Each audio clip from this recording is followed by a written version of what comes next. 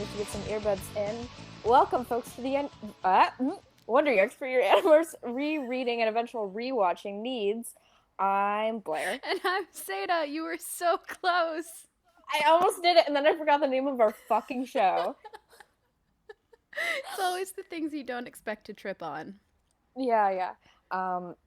Sarah is sitting this one out, but that's okay because we have 3 hosts in this one, so it's like super easy to like do episodes. Yeah. We were all really blessed that I'm sitting far away from my amp right now because I just bought a loop pedal. Oh, yes, that's right. And so I just want to loop everything. And so it's like basically by the grace of God and the fact that I didn't want to move my laptop 3 feet, that this entire podcast isn't just going to be an experiment in me looping my own voice and slowly letting that build over the course of the entire episode. It very well could have been, and none of you don't live close to me, so you couldn't physically stop me from doing it. I own the server we're in right now, so I could just kick you if I wanted to. That's fair. I mean, I wouldn't because I appreciate art. Yeah. But yeah, absolutely. I have the power. Yeah. It's always good to know. You got to keep me in check somehow.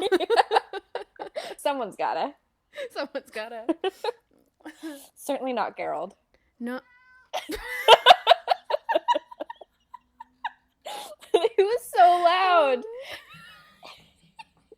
You're funny, buddy. Did you know that was very good comedic timing? Oh my god. Oh my god, I'm nearly in tears and we've just started. Yeah, it's always good to have a good old Blada episode. These always go really well. Super normal. Really smooth. Yep, especially with this book, which was like so crazy. Feelings and so nuts. So bonkers. Yeah, we read book 23. Yeah. I almost skipped this one by accident and started book 24, but I'm glad I didn't. Thank God you saw the cover for book 24 and felt like commenting on it on Twitter so that Sarah could swoop in and be like, Blair. Right, by the grace of God and my... Yet again. and the disease that makes it impossible for me to stop tweeting. Crisis averted. Mm-hmm. I probably would have connected the dots, maybe, if they mentioned things that happened, but I think at that point, I would have been probably at least halfway into the book, and, I'm kind of committed at that point, Yeah. It's like, I'm this far, Yeah. Also takes me like 5 hours to read these, because I have the literacy of, like, a 12-year-old, so, I've had to start doing the, like, sort of millennial discipline thing of like leaving my home when I read them. Like I read the last one at the library and I went to a cafe to read this one because in public I feel like I have a sense of accountability because I don't want people to look over and I'm just like dicking around on my phone when I should be doing something else. As basically I'm using my own narcissism as a way to keep myself like in line because I'm like everyone's going to see that I'm like not focused and they're going to judge me and I can't have that. And it's like no one fucking notices what you're doing at a cafe, you, like, raging narcissist. But you know what? It works. I keep focused. It's fine. Well, I used to do that when I was in college. Like, I would go to the library to do all my homework and shit like that. Mm-hmm. But what I ended up doing is just, like, watching YouTube videos, but angling the laptop away from anyone who could possibly see me. Perfect. So, Or at least that gives you a healthy dose of shame. Yes, it certainly does. So we read book 23, The Pretender, which was our first Tobias book in a grip, I'm pretty sure, right? It feels like it's been a while. Yeah. It's at least been a while since Tobias has been on the cover, and I think this is the first time we've seen one animal transform into another animal on the cover. That was my first thought. Yeah. I really don't remember because is it possible that this is his first book since... No, we had one where he turned into a boy, right? Yeah. But that's not an animal into another animal, technically. No. Well, it is, technically. But not in the... not for our working definitions. Yeah. Mm-hmm. Which actually is great because that gets discussed a lot in this book. Yeah. I really, really like this cover. Like the transformation from hawk to rabbit is really cute the whole way through. Mm-hmm. They all look really good. And then you just sort of have the specter of Tobias lurking in the background in a ghostly form. Yeah. This book is weird. It is very, very weird. So we open on Tobias in his meadow after he waxes poetic about how he's not human and how like a name tells you he's so dramatic. I love him so much. Like I think that half of my notes are just I love him. But it's truly, yeah, it just opens on him like already in prime angst material. Like immediately. And like, yeah. And you know he's like writing like a super like angsty like memoir in his head at all times. Right? Like he has to be. So that's just kind of the vibe I got from this like first chapter at least. Yeah, he essentially, another hawk is moving in on his territory, and he starts to be like, well, I'm gonna have to fight this hawk eventually, and technically I don't have to starve, but I don't know, I've just decided to starve because there isn't enough prey, and we are gonna have to fight this hawk, blah blah blah. And then he nearly dies from a rabbit, which is like by far the least dangerous enemy that has nearly killed any of them yet. Like, he goes to attack a rabbit, and it kicks him real hard, and he blacks out for a second. And I just imagine if that's how Tobias died, just, like, kicked by bunny rabbit. Insane, but also, you know. Yeah, and we also very quickly learn that he's having visions of being the prey whenever he attacks them. Which seems, like, really on the nose insofar as symbolism. I know it's a book for children, but you know what? A little on the nose. Yeah. So he and then he like talks about how he's like, "Am I crazy? Like, am I just in a holding cell somewhere? Like, And I was like, no, you're probably just like a red-tailed hawk, and I think that's fine. Yeah. That's okay. You're allowed to be a bird, Tobias. Oh god, I can only imagine that people really clamped onto that in the way that people tend to be like, what if it was all a dream? Oh, for sure. Which is like my least. Buffy did it too. Buffy has an episode. It's actually a pretty good episode of where Buffy believes that she is in an asylum, in a psychiatric facility. And there are definitely still people who are like, but what if that episode was the real one? It's like, do you guys like fiction or do you not? Like, I know. Why are you engaging with this fictional television show if what you want is for it to just be the dream of a person? Like, what are you doing? Yeah, I've never ever understood that impulse and never understood why it's so popular, you know? Like, it seems like almost everything has that theory in some form attached to it. Yeah. I guess it's just like edginess 101. Like, it's the easiest way to be like, but what if they're crazy? But it like totally strips all the fun away from the situation, you know?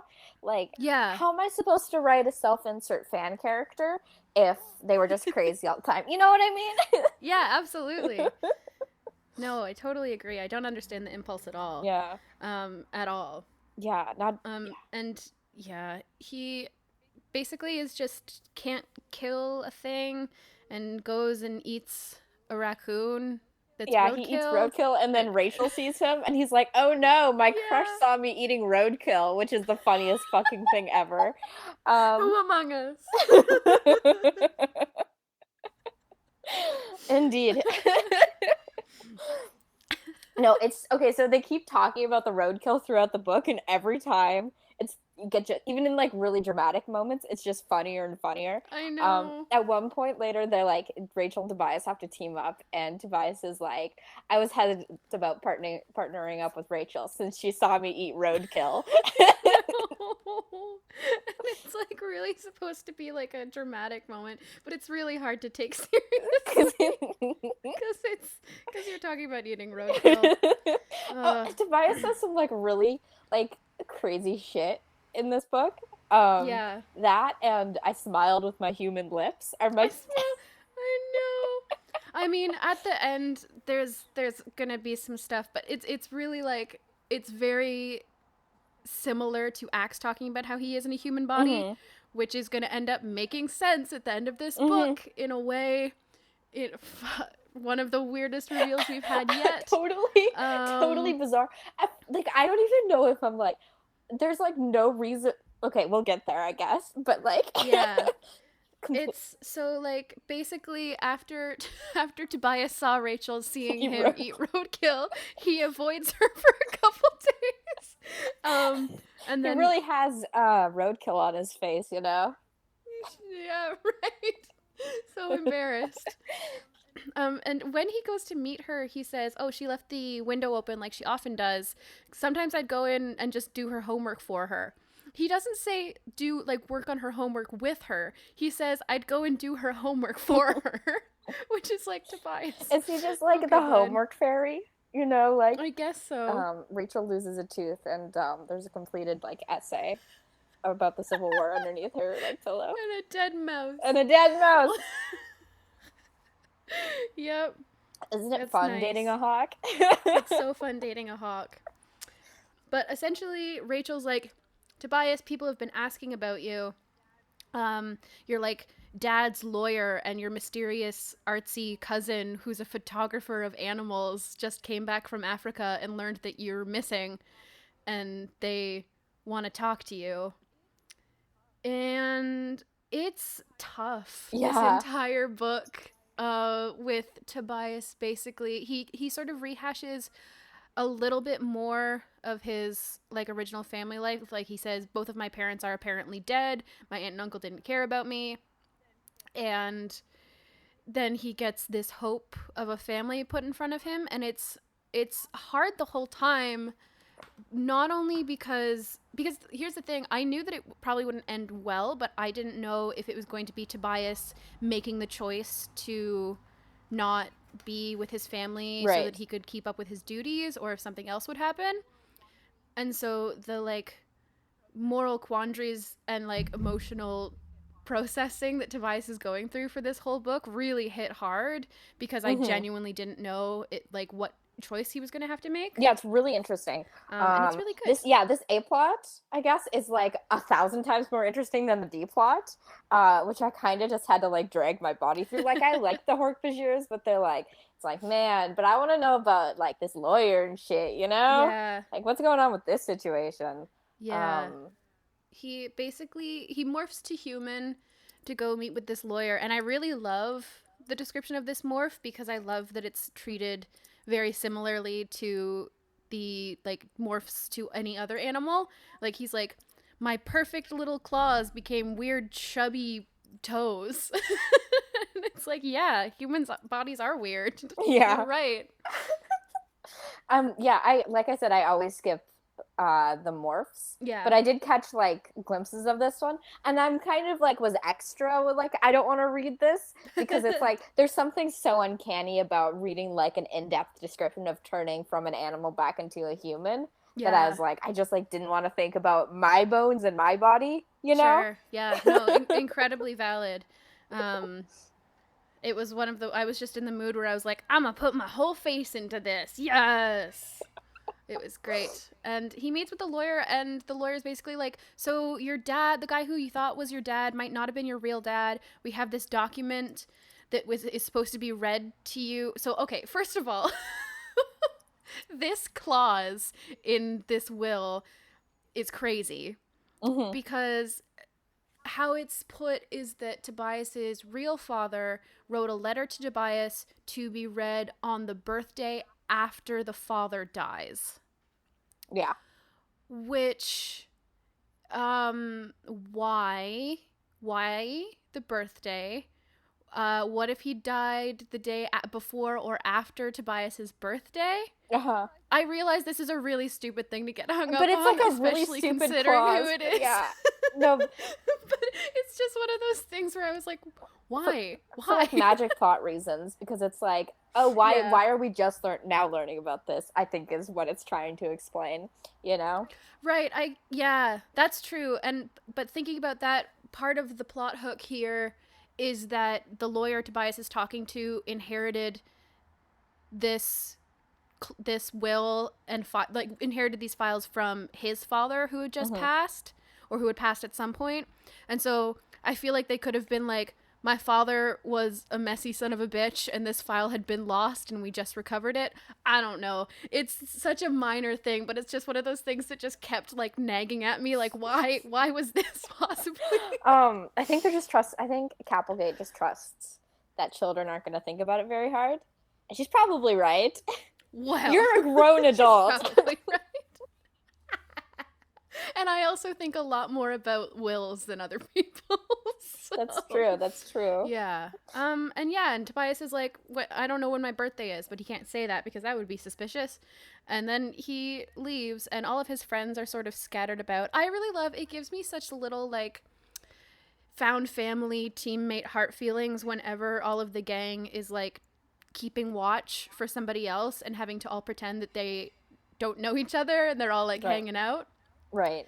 And so Tobias basically leaves and he points out something. He sees like Axe is hanging out with Jake and Marco, I think, and he says that Axe's face is smeared with what I can only hope is chocolate. And it's like, Axe. He's just a little boy. He's truly just a little boy. There are several times throughout this book where something happens and then we get about a full chapter of Tobias going back to angsting.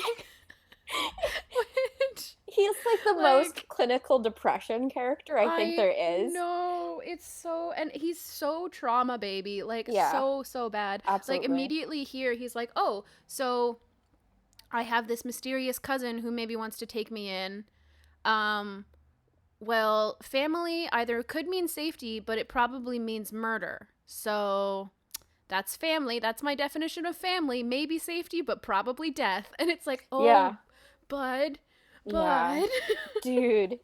Guy. Yeah. My guy. It's rough. It is very rough. So instead of like talking with anybody, he like, just immediately like birds away.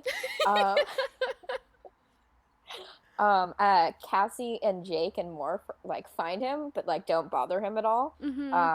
So and then he goes into like the valley where the free Hork-Bajir are kept. Yeah, this I thought was really cute because I don't think that we've learned before. Like we knew that the two Hork-Bajir that they rescued ended up here. But I think this is the first we learned that they're like forming a little Hork-Bajir colony. Yeah. Which I thought was really interesting, just showing that, like, shit goes on where the Animorphs aren't. Right. Like, they got their own stuff going on. Yeah. Just world building, you know? Yeah. No, it's awesome. I love it. And then there's a little Hork-Bajir named Toby, named after Tobias. And it's very cute. Who is like a seer, I guess, which means like I guess just like the typical version of what a seer is, which like, she's like mildly psychic. Yeah, she can like kind of see the future or whatever. She foretold Tobias's like coming visit. Yeah. I'm like really, I don't think I have much to say about it, but I'm really interested. I think I wrote this note down way later, but I'm interested in the introduction of the seer to the Hork-Bajir lore. Because I guess that it's technically like giving the Hork-Bajir a voice, which becomes important, like sort of as we learn more about them, protecting themselves and having their own motivations. But it was also, it felt, I don't know if it's fair to call it a cop-out. Like Capelgate was like, I don't know how to make this less intelligent species be able to advocate for their own rights, so I'm going to give them somebody of their own species who has like human intelligence, right? Which I don't know. I don't even have like a full point, and I'm still kind of like figuring out how I feel about that. Right. No, but I totally like get it. You know, like it's it's definitely interesting. And Mm-hmm. I think what I would have liked more is if I like the whole seer thing. I think it's an interesting aspect of them as a thing. But if they Mm-hmm. just kind of they could still be smart, but still have like simple grasps on language is the thing, you know? Totally. Like, which Yeah. more seems to be the whole. Like they don't get the same like nuances in human speech, which is fine because they're aliens. Yeah. Yeah. They I don't know. The thing is they seem to be plenty intelligent, Yeah. but like the text is like, but they're not, and I'm like, but they seem to do fine. It's, and Irene, I don't the know. one thing that I liked about this and why I didn't get too hung up on it is that Toby is just a really cool character. Yeah. Like she's a kid, but she's like uh she because she is the voice for basically her entire species, gets to have a lot of like interesting conversations about like the nature of humanity and the nature of like the Hork-Bajir existing on this planet, knowing that they have like the Hork-Bajir and humanity have an enemy in common to defeat, but when they defeat that enemy, the Hork-Bajir cannot rely on humanity to not also want to destroy them, Right. which is really cool. And there's this great moment where Tobias is like a little pissed because he's like, "What? You don't trust humans?" And Toby's just like, "Dude, really?" And Tobias is like, "Fair enough. Yeah, definitely. Okay, not." Yeah, uh-huh. Uh-huh. And he specifically is like, "Yep, I guess the valley we're in probably had like indigenous peoples living here, and now there isn't. So yep, humans definitely don't have a great track record. Okay, yep, fair enough. Bye. I'm gonna try and rescue this kid." Yeah. So there's a kid missing, Yes. named Beck, who they like suspect. Well, there's like this whole like Yerk pool compound Like thing. a facility of some kind with a big old Yeah. weapon. Yeah, this is like a B plot kind of. Like it doesn't the Mm-hmm. details don't super matter. Mm-hmm. And like this kid is like there probably, Yeah, or Hork like left Bajir to do it. kid. There's just some sort of relation there. So Tobias goes and does some reconnaissance with the rest of the Animorphs, and well, after having like some angst about not being able to hunt, like Yeah. yeah, I also it's like every other chapter. it really is. It's constant and it's like understandable, and he like has enough change in his introspection that it doesn't get like boring to read, but I think it would be boring to talk about. Yeah, exactly. I have to say, I love how Tobias describes other characters. I don't think that there's a distinct, like a wildly distinct writing style difference between every narrator, which makes sense because that would be probably really annoying to write. Mm-hmm. But their characters are distinct enough that the way they describe the way they describe things is really distinct, which I think is cool. Mm-hmm. And I especially love how Tobias thinks about Marco.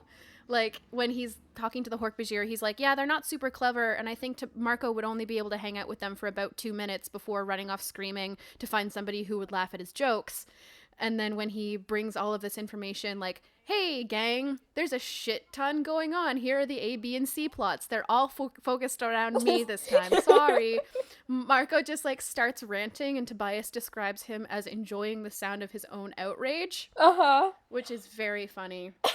And I love, there's a lot of, as always, good Marco, Rachel friendship moments.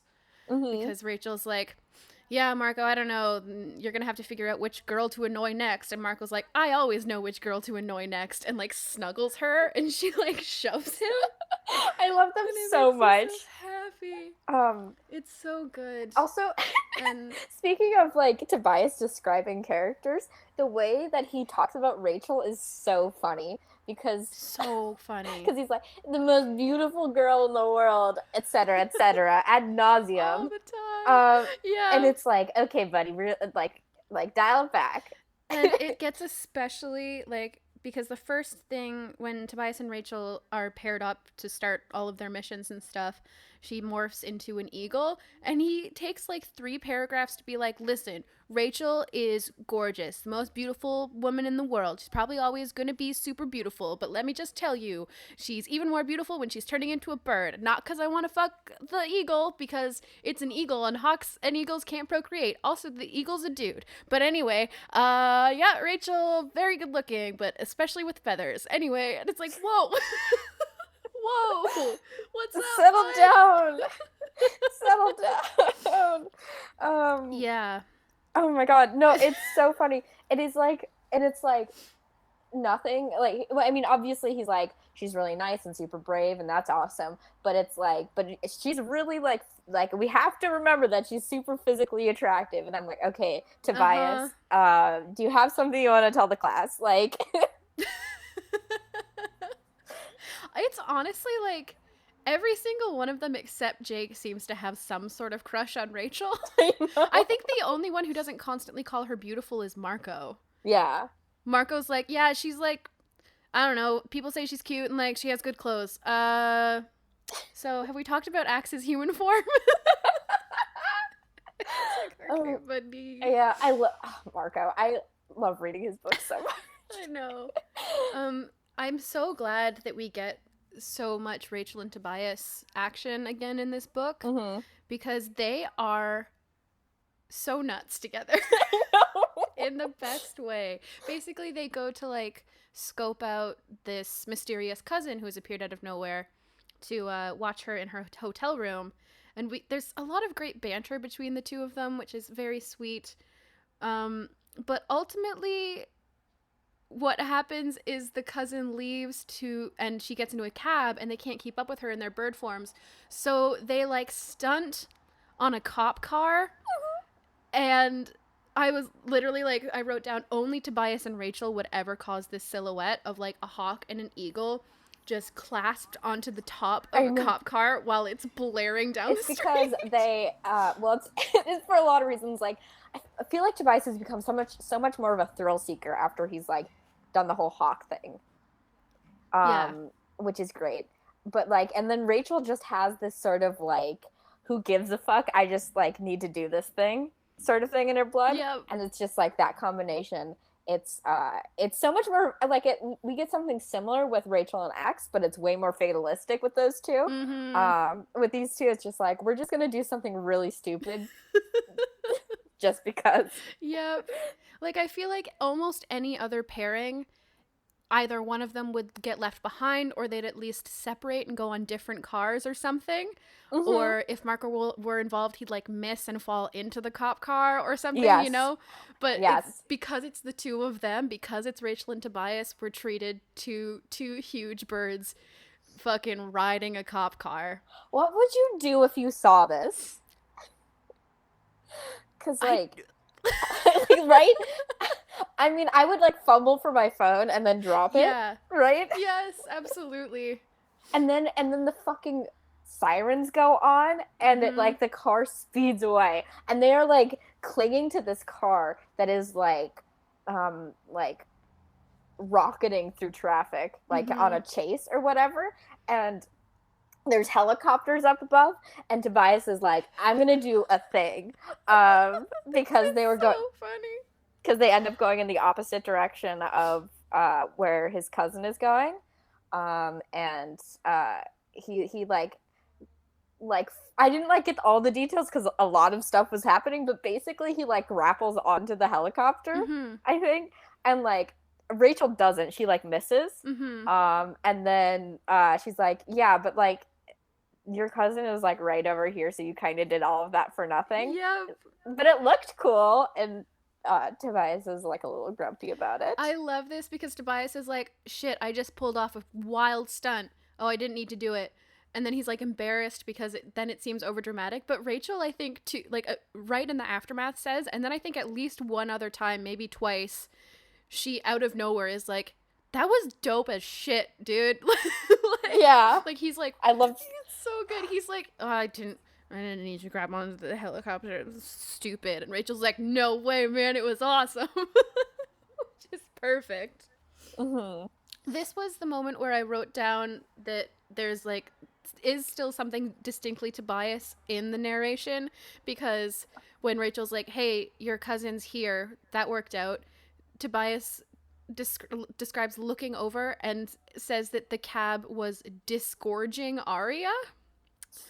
Like, that uses disgorging as a way to say that she's getting out of the cab, which is probably actually like a thesaurus crime, but does feel very much like the way that Tobias would describe something. Because he's an indoor kid who just reads all the time.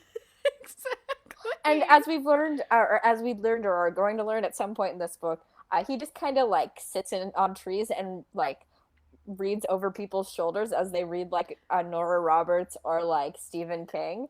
So it's such a good detail. Yeah. He specifically calls out that he's read a lot of John Grisham, Stephen King, and Nora Roberts. Yeah. Which just made me really delighted. I just get that boy like a paperback set of just like airport books, you know? Yeah, absolutely.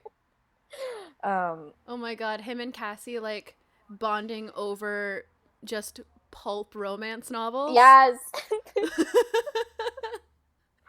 Be so good. Cassie's like, Rachel, read some of these. You cannot tell her I told you. Don't mention these. Don't even mention anything that sounds like the title. Tobias is like, Cute. So they end up at this place called Frank Safari Land in Putt Putt Golf.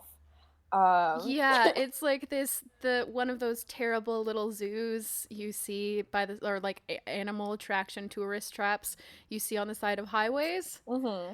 And very quickly Rachel is like, glad that Cassie isn't here because she would immediately make us liberate all the animals. And I was reading this in a cafe with a giant coffee in front of me and was like super over caffeinated, and my heart like nearly just exploded. I was like, I love Cassie. She'd be like, fuck our mission. We have to free all these animals. And that would be the rest of the book. Yep. And it's really interesting because they describe very carefully like how unhappy all of the animals are. And it gets to the point where even Rachel is like, fuck this. Which I really like. I find these books so interesting from like an animal welfare advocate perspective, because they seem to be really careful about like the difference between keeping animals in captivity to save them and versus like something like this where they're actively being harmed, which is just cool to read, because I think that's something that still doesn't get talked about all that much. But basically to get into this zoo, Rachel steals the guard's toupee and just runs away with it. Yeah. Oh god, I love her. Yes. Yeah, then she throws it on the crocodiles, I think. Yes. Which is fun. Or the alligators. There's a difference between them, but it's not important to me. Yeah. At this point, I unfortunately wrote down, I have a crush on the mysterious, artsy animal and alien loving cousin, because they see Arya, and basically this zoo, Frank, the zoo man, has captured the baby Hork-Bajir, and has him locked up. Yeah. And Arya comes in and is like all mysterious. And I was like, listen, I know this isn't going to end well for me, but I'm going to live in my truth and write down that I have a crush on her. And it's fine.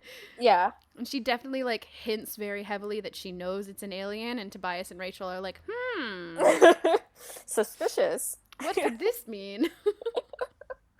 Oh my god. And now I'm just thinking about their reasoning for why like it's not like she's not like involved with anything, and it's very dumb, and they're just very dumb. Yeah.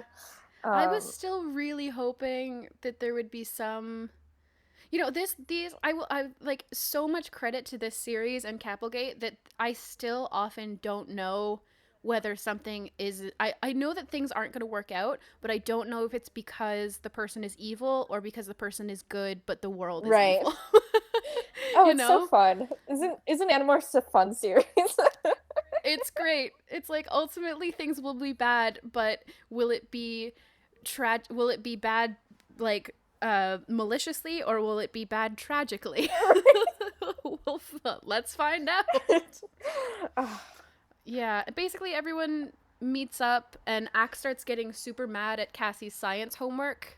After they sort of like discuss everything that they've learned, and then the kids start doing homework, and Tobias is like, "All right, homework," and Axe gets so mad at Cassie's science homework, and Cassie gives him the most gentle, amazing "shut the fuck up" that I've ever heard, because he's like, Axe is getting so riled up, like, that's not even how gravity works, blah blah blah, and something that the Andalites call the seventh force, and Cassie like puts her hand on his arm and is like, Axe, it must be so hard not having anyone around to discuss things at your level. And Axe is like, no, it's hold on, it's not that he just like doesn't know when to shut up. I know. And that's truly Cassie being like, I don't give a shit, Axe. Hey, bud, I don't give a shit. Oh my god. But in the most loving Cassie way possible. I love Axe so much because, like, I know. He has a kind of I don't know if he still does. He kind of has a little bit of a superiority thing, but I think mostly he just like can't not info dump ever. So it's totally, yeah. So it's just like, here's all the things I know about the thing you're talking about. I know.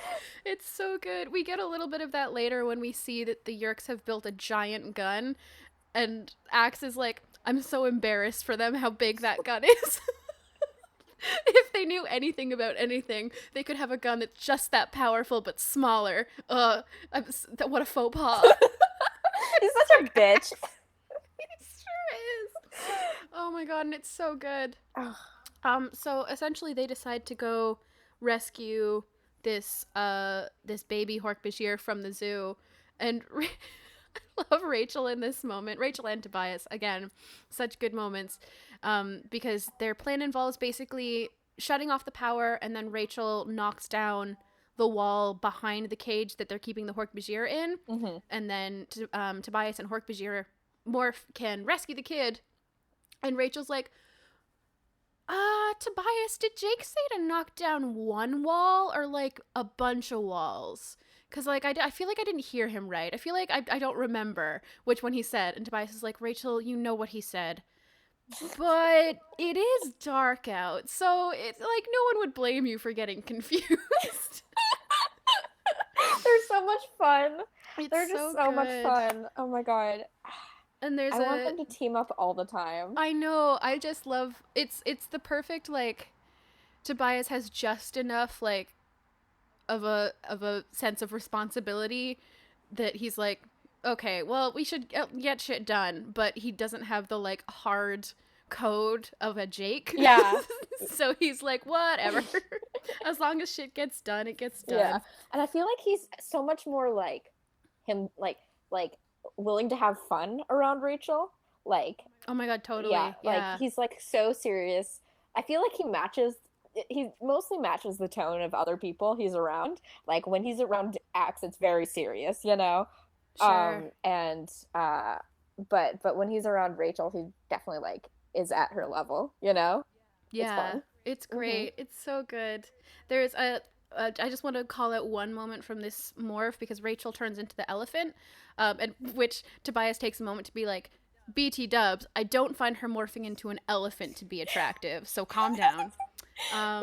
But there's a moment where Rachel's like grinning at him, and then as she's smiling, her teeth turn into tusks, which is so terrifying to picture that I'm obsessed with it. It's amazing. Like, so good. And she also, the last thing to morph is her hair, so for a second she looks like an elephant in a wig, which is very good. And I also like a sort of a cinematic parallel to her dropping the toupee on the alligator. Like, I have no idea how intentional that was, but I would love if like they, as Rachel like left the frame as her elephant in a wig form, you just like zoom in to the background and you see the alligator still like in the in the mud with a toupee. Yeah, on. just kind of padding around. Yeah. Me too. It's good. You should direct the movie adaptation. Hell yes. I would love to. It'd be like 5 hours long. It sure would, baby. HBO, get at me. Game of Thrones is almost over, right? Thank God.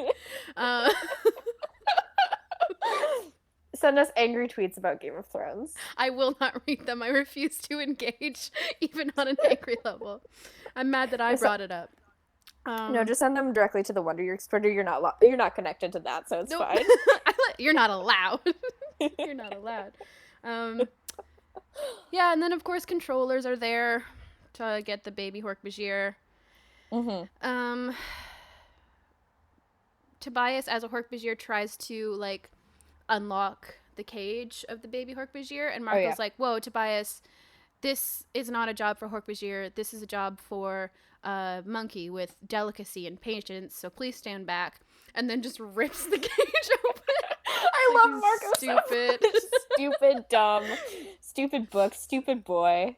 Yep, all of that. And Tobias scoops up the baby and runs out directly into Visser 3, like pretty much like face plants into his chest. And there's a really, really good Visser 3 alien morph here. He basically turns into like something that has a seahorse face but 8 legs. Yeah. And is green and spits acid. Yeah. I love the aliens in these books. They're just like, they feel so procedurally generated. It's amazing. Yeah, absolutely. Oh my god, they would totally fit into like a Spore game. Right. Yeah, exactly. And we get great Visser 3 monologuing where, because he thinks Tobias is a regular Hork-Bajir. He's like, "Stupid Hork-Bajir, you don't even know how to be smart enough to understand that my morph is cool. It's stupid. I'm brilliant and I look great as an alien. You can't even appreciate it." It's like, okay, Visser 3. I love Visser 3 so much. I know. I know we had like a whole conversation about it last episode. But he like every time he says anything, I'm like, "You are peak camp villain." I know. It's like the best thing ever. Yeah, absolutely. Oh my god. And Tobias manages to really actually take a bite out of him at this point, because Visser 3 is basically like, "Hey, surrender." And Tobias is like, "Okay." And then chops off 3 of Visser 3's legs, which is amazing. Yeah. Like, way to go.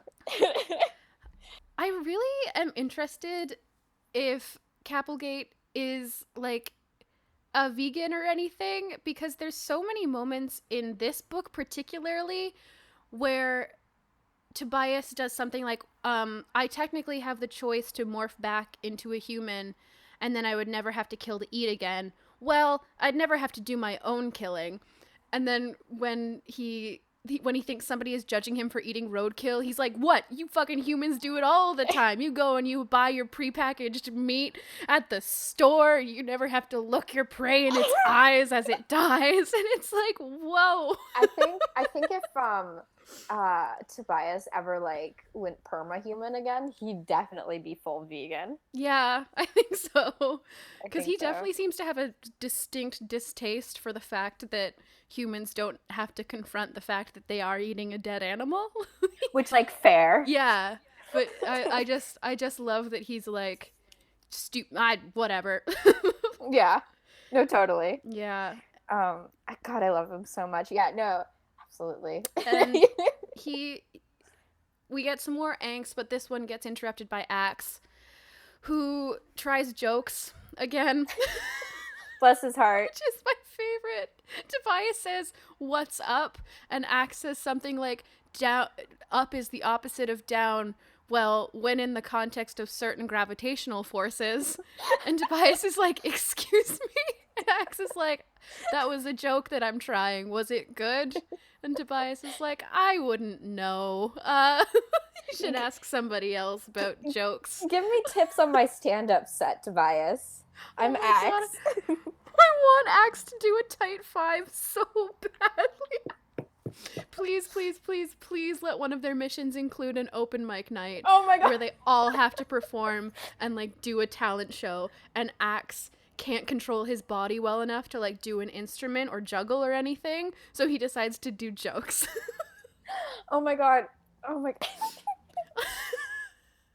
What would everyone's talent be? I think Marco like tries to do like Magic.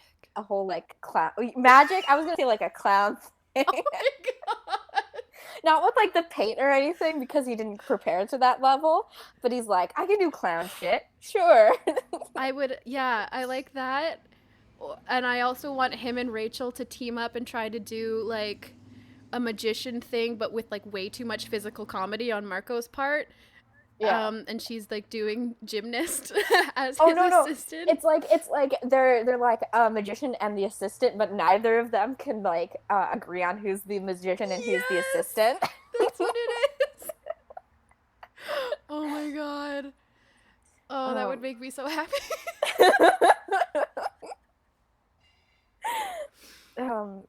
I think Cassie does poetry reading. Mm-hmm. Does a poetry reading, and Jake plays guitar badly. Yeah. Sort of stumbled his way through a 3-chord song. Yeah.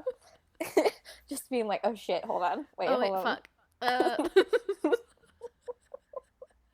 Oh, that would make me so happy. Wait, give me a second. Wait. Yeah, there we go. Oh, Animorphs do talent show, please. Please. My crops are dying. Yeah. So Axe and Tobias decide to stalk Arya more. Mm-hmm. And she saves a kid from getting hit by a bus. Yeah. Which to them confirms she's not a controller. And also, unfortunately, in my notes, also confirms that I have a crush on her. I'm normal. Which now I'm thinking about that specifically in the context of what we know. Which it makes zero sense. It makes zero sense. But also it's like, I guess, spoilers. If you're like listening to this podcast, like I assume that you've read the book or you don't care about spoilers. Uh-huh. The idea of Visser 3 saving a kid like this, I mean, I assume he must know he's being watched, but also would he care? It's just very strange. Yeah, that's ultimately how they think about it later when the Visser 3 reveal happens. They're like, oh, she must have been doing that just to throw us off her trail. But first of all, your point. Secondly, was she just waiting for a kid to be in danger so she could like save it? Or like did Visser 3 come up with some elaborate plot to have a kid nearly die? Which is so funny. Which, I hope it's that one. I really hope it's that one. Like, she's such a drama queen. Yeah. Oh my god. Yeah. Yeah, absolutely. No, I mean it's that, and it's also just like such mundane plotting that like I'm like, which involves saving a child's life, that I'm like, redemption arc when. No. Oh, it's so good. And then the Tobias angst very quickly turns into, because he has like a moment of relief where he's like, oh my god, I wasn't even letting myself hope that I might actually have a family, but I might actually have a family, and that would mean maybe turning into a human forever. I don't know. I'm gonna go talk to Rachel. And then they argue about Tobias not accepting help, which is like really funny coming from Rachel. Right. Yeah. Pot kettle, you know? Yeah. I think Animorphs is a lot of pot kettle, you know? It's true. And they finally like have the conversation about like Tobias is like, you saw me eating roadkill, and she's like, why the fuck would I care if you eat roadkill? Which is like a great point. Yeah, she's like, this shit do I care? I just think you haven't been eating enough, dude. Yeah, it's so like, come on. It's so funny. Yeah, every time the roadkill comes up, I'm just like losing my mind. No. Because it's just like, I mean, we've talked about it, but just to reiterate, so absurd. It's such a weird thing. It's like not even like tragic or sad stuck or whatever. It's just like talking about roadkill in this really dramatic way. It's really funny. It tickles me. It's really good. And it's one of those things that is like such an only in Animorphs right moment. Yeah. Like there's no other series really where you'd be like, a serious plot or a serious character motivation is that my crush saw me eating a dead raccoon. Yeah. On her way to school. Oh. Dummies. Yeah. Yeah, and so basically they decide I really love it when they contemplate all of the possibilities of what the Yeerks and Visser 3 in general are up to. Because they're like, okay, so probably since Visser 3 managed to capture the kid, he'll probably use him as a trap, and probably this, and probably that. Like, I like it because it's like overcomplicates things, but also I think is probably a more honest representation of what it would be like to fight this enemy, because they can't ever really know for sure, and they always have to guess. Yeah, Visser 3 It's just good. has very, like, unclear motivations, I think, a lot of the time, that mostly seem to be fueling his own ego, which is just the best. Yeah. But they go to the Hork-Bajir, and they're like, so this is what's happening, and they essentially decide to walk into this trap, but try to flip it around. So instead of, because earlier, Toby, the seer, Hork-Bajir, had been like, well, we don't want to tell you where this facility is because we think that you'll destroy it, and it's the only way we have to, like, try to liberate people is by liberate Hork-Bajir is by smuggling them out. And now they've decided that the only thing they can do is attack, because they won't be expecting the Hork-Bajir to know it's a trap. It's slightly convoluted, but you know what? It's all convoluted. You know what? Yeah, that's fine. I'm okay with it. Yeah.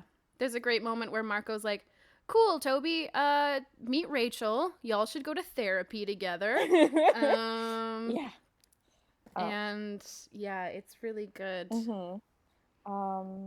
They become bugs, right?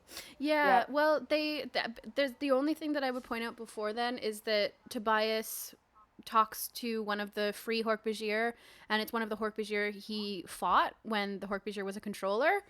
And he has like this rat ass, like a huge scar across his face, and Tobias is like, I'm sorry that I did that to you.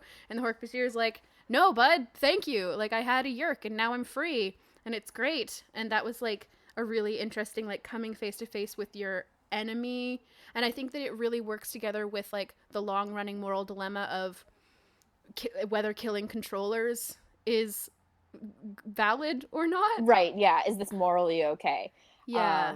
It's a lot of, like, discussions of, I mean, it's Tobias, so of course it's going to be framed in the sort of context, but like predators versus prey, and like is it like the morality, like, inherent in that, like when you have to kill something to survive, is it still like morally acceptable, basically? Yeah, he goes into this thing where he's talking about how animals don't have an ethical dilemma when they have to kill something, because they're just running on instinct. And so he goes, well, maybe humans can be forgiven for running on instinct. We are only animals after all. But at the same time, you know, a hawk doesn't have philosophy and doesn't have the choice to do the good thing, doesn't have the choice to not kill when they don't have to. So maybe that's the difference. Like, maybe that's what's important for humans, is that we have the choice. Which is really, again, just one of those moments where I was like, this is a book for children, and I'm so happy that this is being discussed. Right. It's like, can we please teach, like, Animorphs in, like, college philosophy classes? Legit. Like, yeah. Unironically, like, it's really cool. It's really good. And there's a moment where because they're all talking about how the Hork-Bajir want to make sure that they're strong for when the war is over, because of the thing where they don't know if they can trust humans. And Tobias thinks about whether a human scout troop would accept, like, a little Hork-Bajir kid. And in a move that really surprised me for a book in 1998, of course they talk about, like, oh yeah, humans historically haven't accepted people of, like, different skin color and religion and stuff, but he explicitly points out that Boy Scouts freak out when a kid is gay. Yeah. Which surprised me for 1998. Right. But I think is really cool. Yeah, no, I think it's cool, and also I think it's obviously, like, none of them are gonna, like, canonically come out, but, like, I think it's interesting that Tobias thinks about this, you know? Absolutely, yeah, that was definitely a thought I had as well. Which, it also makes it interesting that, like, we talked about this last time. They're middle schoolers, so it's interesting that he has any sort of conception of something like that.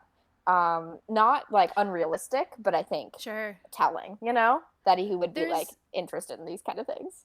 Yeah, no, totally. It's really, this book talks a lot because the entire, like, heart of it is talking about whether humans can accept things when historically we're so bad at it. Rachel explicitly calls out that Cassie and Jake might have struggles because they're in an interracial relationship. Yeah, I was like, wow, that is, like, okay. Yeah. Because basically she was like, Tobias, we can't date. You're a bird. Some people have trouble with Jake and Cassie because he's white and she's black, but those people are all stupid. But yeah. But the bird human thing is a bigger problem. Which is really good. So yeah, then they're like, well, then they're bugs. Jake says a really funny thing when they're, like, arguing about, like, what bug to turn into. Jake is like, I got slapped as a fly. The narration there being, like, that was helpful. And I'm like, be easy on him. He's doing his best. Because Marco's like, I don't want to turn into a bug. I nearly get killed as almost every fucking bug that we turn into. And Jake's like, I nearly got killed as a bug. It's like, that's, well, but fearless leader. I don't know if that's going to be one of your better speeches. No, but the phrasing is like, I got slapped as a fly. I got slapped as a fly. Very good.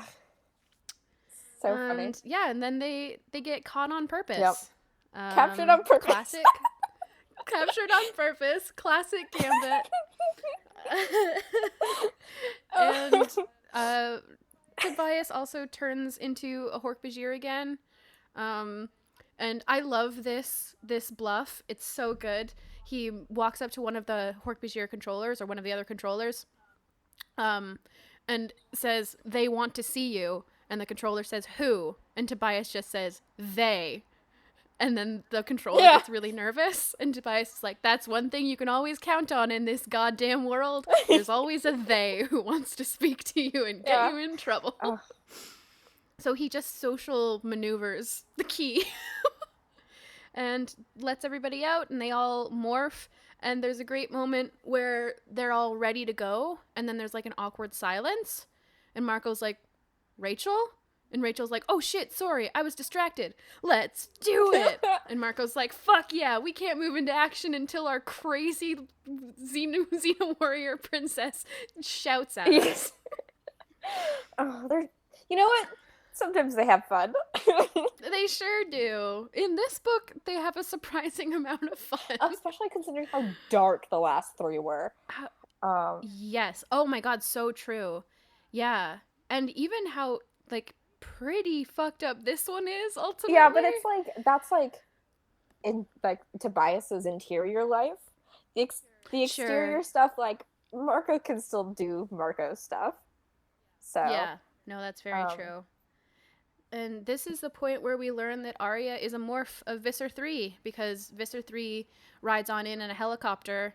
Tobias realizes it's Visser 3 and realizes that it's Arya in the helicopter. And Tobias has a complete fucking breakdown. It is. It's hard to read. Really, yeah. It's like just complete, like, well, talking about himself, as I recall, like, it kind of in the second person, yeah, he's yelling at himself, like, in third person, like, using his name. Yeah. And, like, calling himself worthless and, like, an idiot. Like, it's tough. And he basically just lets himself fall. Like, he's flying and he's like, fuck it, I got nothing. I'm sure my friends need me, but like, what am I gonna do? I'm useless. Mm-hmm. And just, like, falls down. And gets rescued by the little Hork-Bajir, who, like, gives him to Rachel, and they manage to get home. I kind of like how this part is delivered, because Tobias is like, later I learned that the fight didn't go very well, and it's all like, but they kind of breeze over it, because it's really not the point. Right. The point is Tobias dealing with his feelings. Right. And Cassie, like, checks him over and is like, Tobias, where did you get hit? And he's like, I didn't. except in my feelings. It's like, oh, buddy. Baby boy. Yeah. And they realize that it's his birthday. So he has to go to the lawyer to, figure everything out. And he's talking about how he knows it's a trap, and he's like, if they figure out I'm an Animorph, they're gonna get Jake, because, well, Jake was my only friend. Right. It's like, Jesus Christ. Tobias is like the saddest person alive. It's so true. Toby. Toby. Okay, and then we get the twist. Yeah. Sure the weirdest fucking thing to ever happen. I couldn't believe it as I was reading it. There was like, no, this is fake. And then it went on for long enough that I was like, well, fuck me. Also, there's just like so many why here. So we basically learn that Elfangor is also Tobias's dad. Yeah. Who was living as a human named Alan Fanger. Yeah, which makes Tobias Axe's nephew. Yes.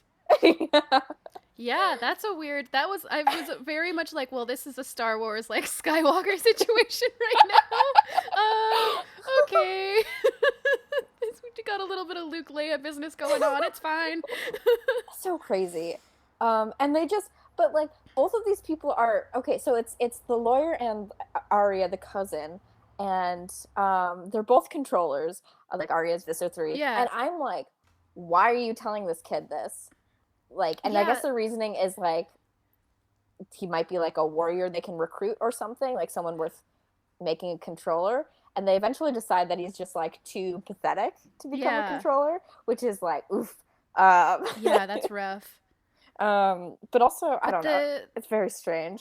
It's so weird because this letter is like, hi, I'm your dad. I'm also an alien. I had to go away to do alien business.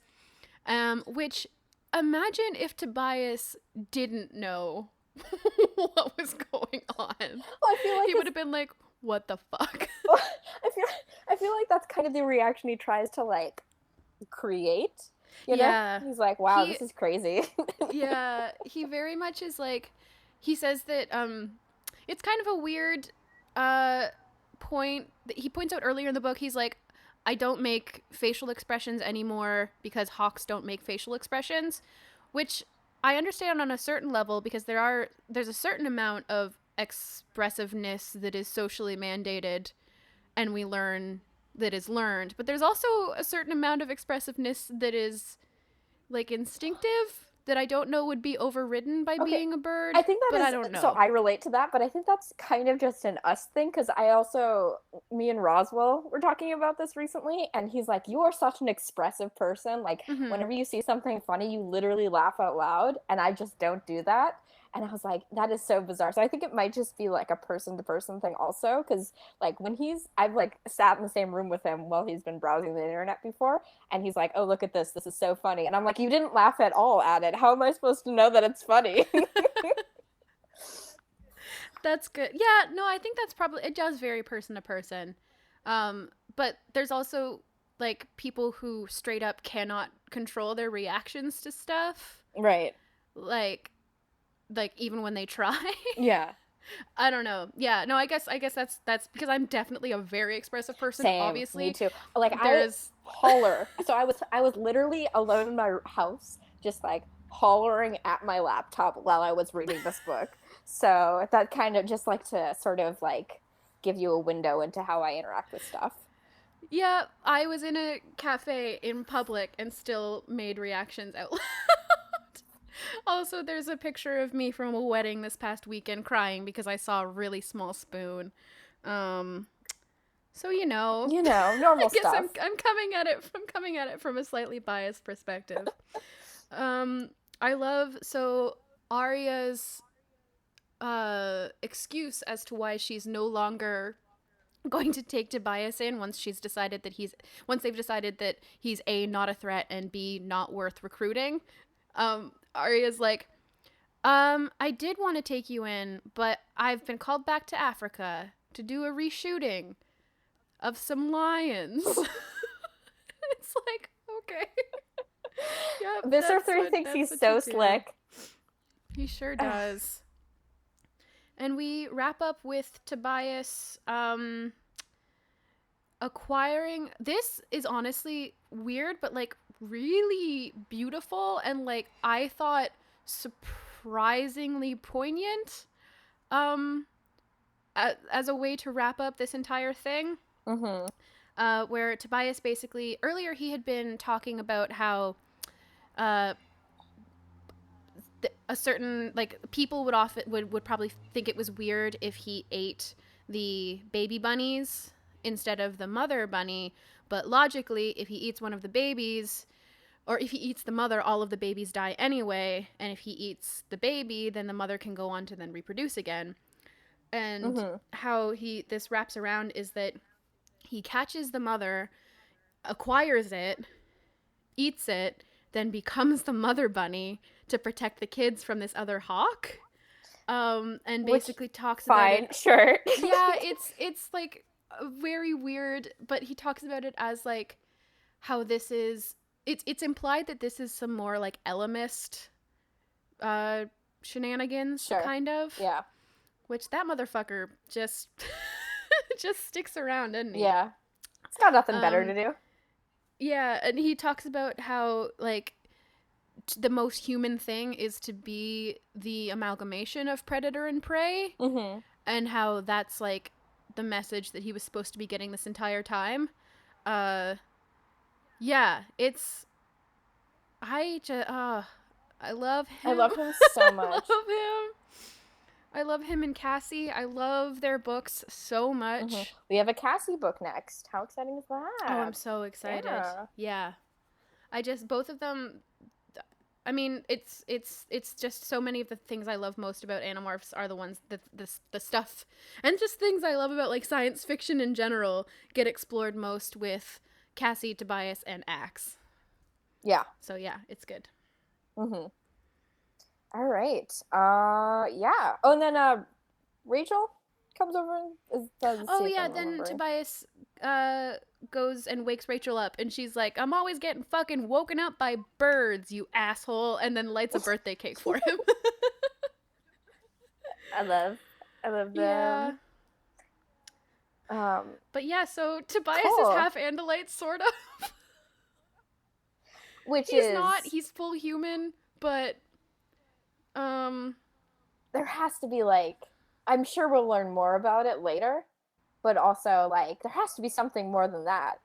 Or maybe not. I don't know. There's definitely... This makes me think of the first episode of the TV show where Elfhanger and Tobias had a really strong connection. And there's, like, no given reason why. Like, as Elfhanger was dying, he and Tobias, like, had a really long moment. I guess this is why. Yeah. And Tobias even calls out earlier when he, like, learns that Elfhanger is his dad. He's like, I wonder if he knew, like, as I was, like, beside him while he was dying. So now Tobias also has to process that he just saw his father die in front of him. Right. That's cool. It's cool being Tobias, isn't it? Dope. Just add that onto the pile. Yeah. God. All right. Well, so we got one question in from @whatiscosplay on Twitter, who asks a bunch of things. Neither of us are big comics persons, but I think I'll, like, give the one part of the question at least a read, just to, like, say we recognize the fact that you asked this question to us. Yeah. How would the DC super team, the Birds of Prey, deal with becoming Animorphs? Because I talked about Birds of Prey in the questions, and I'm just gonna say that just by name alone seem pretty well suited to it. Yeah, that seems like they'd be like, cool, we can be bird now. Yeah. I'm assuming. Yeah, probably. Is Catwoman a furry? And the answer to that is obviously yes. I don't know. I go back and forth on whether superheroes who have animal things are furries. I think that it's different for each of them. I don't know about Catwoman specifically. She does seem to exhibit, like, a lot of cat behaviors unnecessarily. Yeah. I would say if she's not a furry, then she's other kin of cats. Yeah. It's one of the two. I think that's legit.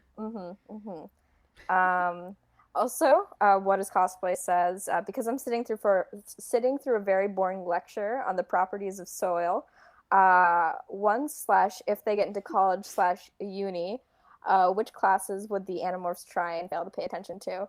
Which is, I don't know if a question we can specifically answer, but I'm curious of what you think, like, their majors would be. Oh, interesting. I mean, I feel like Cassie's is either something in sort of like veterinary science or like marine biology or something similar to that.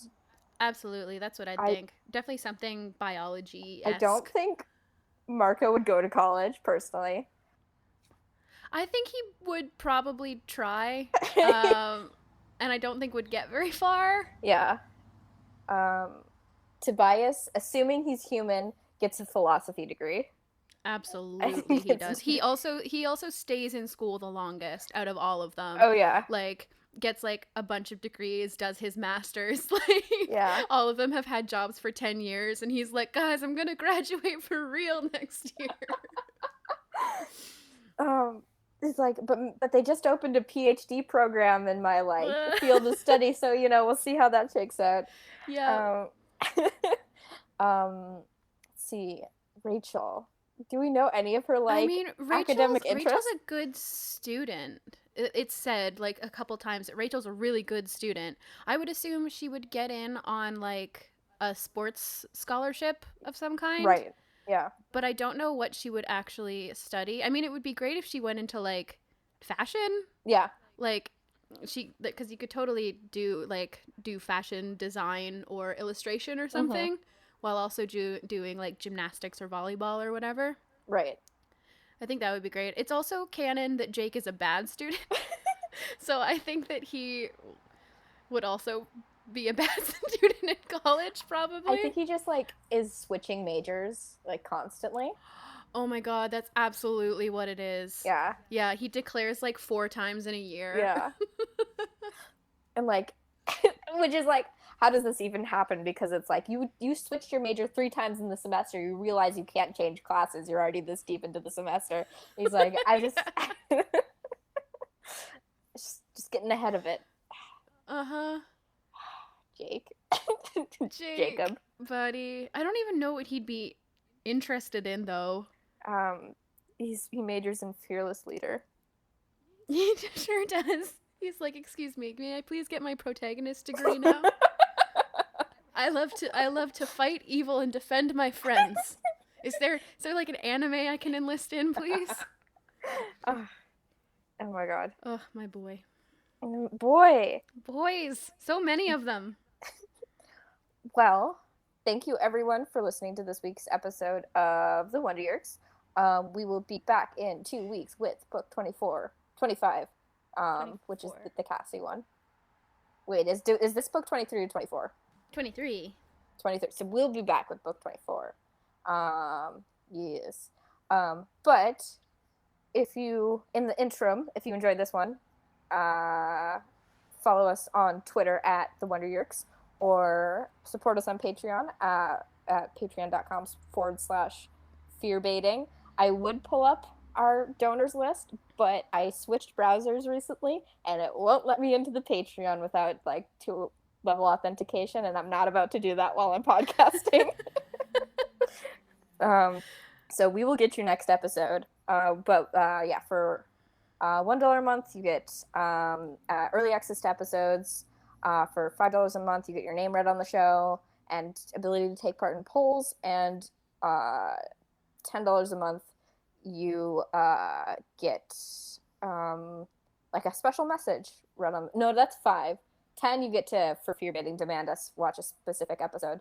Speaking of fear baiting, if you want to listen to our sister podcast, we do one about horror. Me and Sarah do one about horror movies called Fear Baiting. Mosey on over there if you like horror movies. Mm-hmm. It's coming up to Schlocktober, which is exciting. It's very exciting. Satah is making us a new theme for it, and we could not be more excited.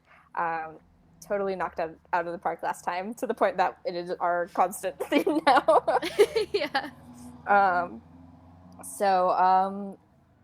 If you want to find me on the internet, you can do so at Blair Kitsch on Twitter or blairkitsch.tumblr.com, where I scream about cartoon men.